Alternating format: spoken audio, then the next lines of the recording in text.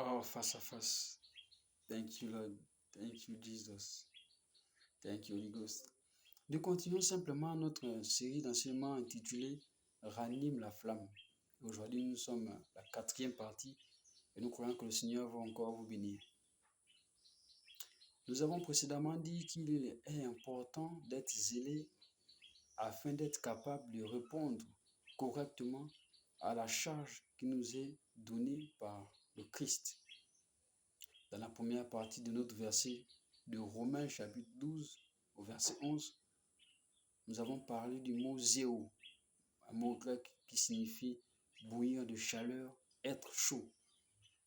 Et la suite de ce verset, l'apôtre Paul nous recommande, nous commande, nous ordonne d'être fervents d'esprit.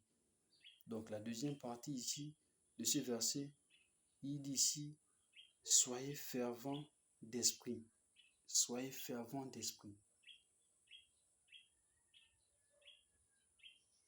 Soyez fervents d'esprit. La question c'est où est-ce que nous dirigeons notre ferveur? Où est-ce que nous dirigeons notre ferveur?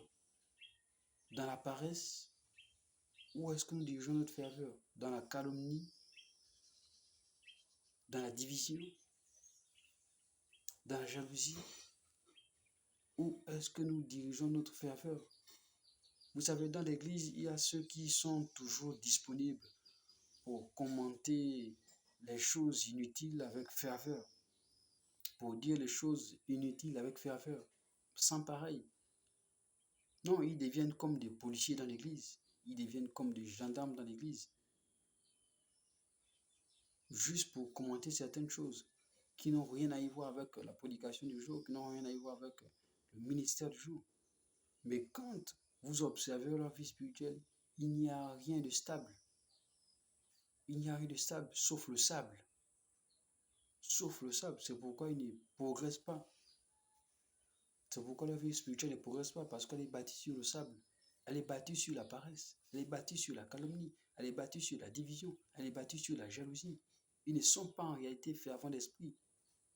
Et s'ils sont fervents d'esprit, ils sont fervents d'esprit dans la jalousie, dans la paresse, dans la calomnie, etc. Et c'est dommage. Et c'est dommage. L'apôtre Paul dit, soyez fervents d'esprit. Il faut avoir une certaine ferveur pour les choses spirituelles. La croissance spirituelle n'est pas liée à ta constance au culte, au séminaire, aux conférences. C'est d'abord personnel. Il faut se fixer des objectifs personnels. Il faut se fixer des défis personnels. Et soyez fervents.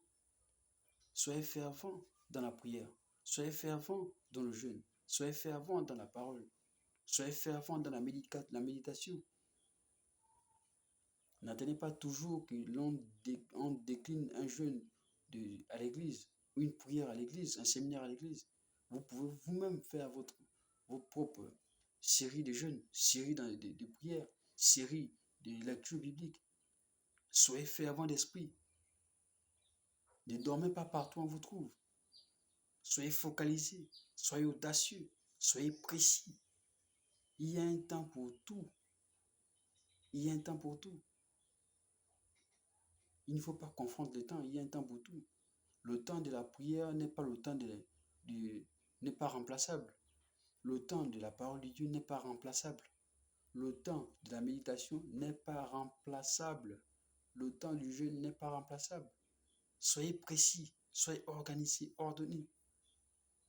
Parce que aussi longtemps que vous confondez les temps, tout ce que vous allez faire va tourner autour du désordre.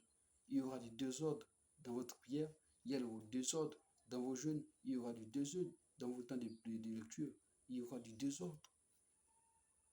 Tout ça tournera autour du désordre. La question c'est quel est votre objectif pour Jésus et son royaume? Lorsque vous découvrez la raison pour laquelle vous êtes fervent d'esprit, vous serez efficace dans votre croissance spirituelle. Soyez fervent d'esprit. Que le Seigneur vous bénisse face à face.